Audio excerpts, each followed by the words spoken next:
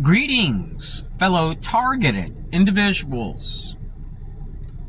This program, based on stalking, harassment, and surveillance, is one which has existed for a very, very long time. This goes way back before DHS, InfraGard, and so on. So these programs are based on tapping into local resources. This can be a guy that lives in a 2 or 3 story house. He's retired. He signed up as a defense contractor. He's simply flagged and told, show up where this guy is at and just sit in your car and honk the horn 18 times. And then the next day you come here, it happens again. The guy drives off and leaves.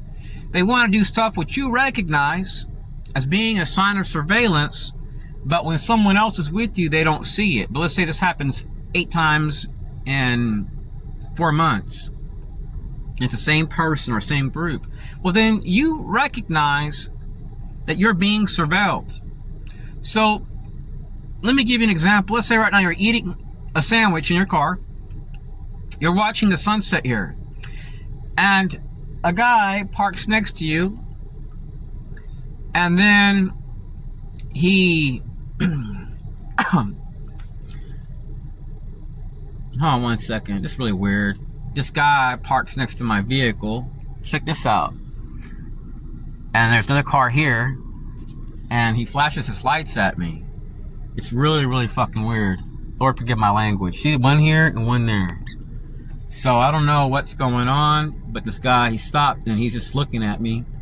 And another car is flashing their lights. So some of the things the perps may do is make it where you feel like you're being surveilled and observed.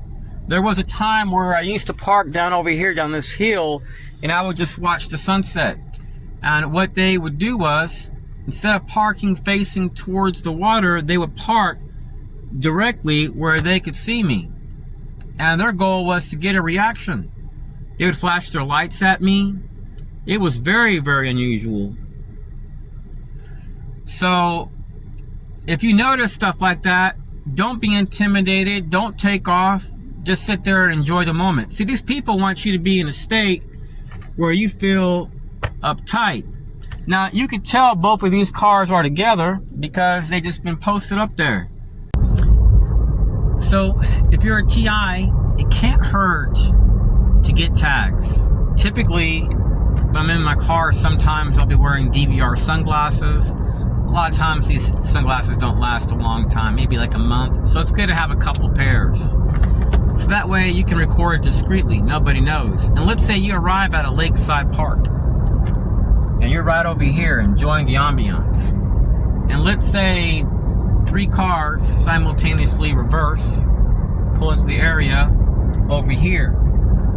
And let's say one of these guys walks up to nearby where you're at, whistles, and goes back to their car. If you notice a pattern, look for a pattern. If they're doing anything and you see a pattern, well, those are signs of surveillance. Also, some of these surveillance teams, they can be quite large, and they may just simply canvass an area. This can be any fishing spot, a library, coffee shop, a fishing pier. They look for places where a person which doesn't have a lot of money or which perhaps is like into nature, the arts, to look to see where this person may go to. And they simply canvass and they just simply go to different spots. So let's say you like to sit under this tree right here. Well, they may just park their car this way. So instead of parking like all the other cars are parked, you may notice that they're parked in a way where you can clearly see that they're pointed towards you, and they may flash their lights a few times towards you. Don't leave. Sit there and enjoy the moment, because you have to set boundaries and let these people know that you're not going to leave. You're not going to be intimidated, and that you're going to enjoy living in the community. These people don't want you to enjoy living. Now, I used to deal with a group called the FBI in Austin, Texas. They showed up at a cancer specialist appointment. They showed up at a clinical trial that I went to for alopecia areata. They showed up at the law library. And they showed up at places where I walked at. these people want to antagonize you. I dealt with them in Texas a bunch of times. And they deal with their CIA and military interagency partners. You may notice that if you park in a far corner of a parking lot facing a lake, whatever, they may park next to you and throw some psychological warfare hats from like the Army in front of their dash. Maybe slap a sticker on their car that says Kwanzaa's right on the dash of their vehicle as they're parking next to you. They may come with a Virginia tag. They may come with a vehicle that's a leased vehicle. It's very, very common. And some of these groups have partnerships with dealerships, so they just simply arrive and slap on a ghost tag, and they just follow you around. I have videos where this one lady that worked at the local FBI field office will be dropped out of vehicles, and she'd be drenched in sweat profusely within a minute, because it would be 106 degrees, and she would wear a massively thick fur jacket. So what these people wanted to do was keep me in a state where I was paranoid, afraid for my safety, think I'm going to be shot. And I would see the people they would use were typically white or into like the diversity and inclusion thing, like kind of like the CIA. And one thing they liked to use was cops and sheriff's associations, select members, and they would go to these groups. I have a massive file which shows sheriff's associations and mutual aid agreements, people that I've dealt with in different states, firefighters.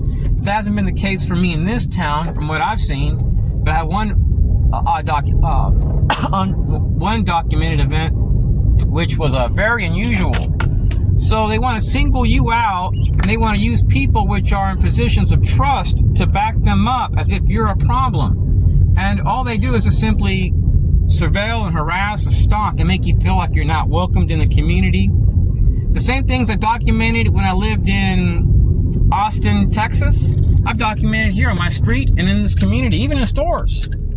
No joke. They've come into stores. I have a couple store managers.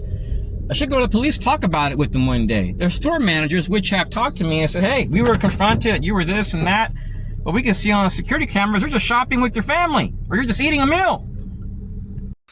One of the things that startled me a lot when I used to go walking in Texas was I dealt with a group that was very clandestine.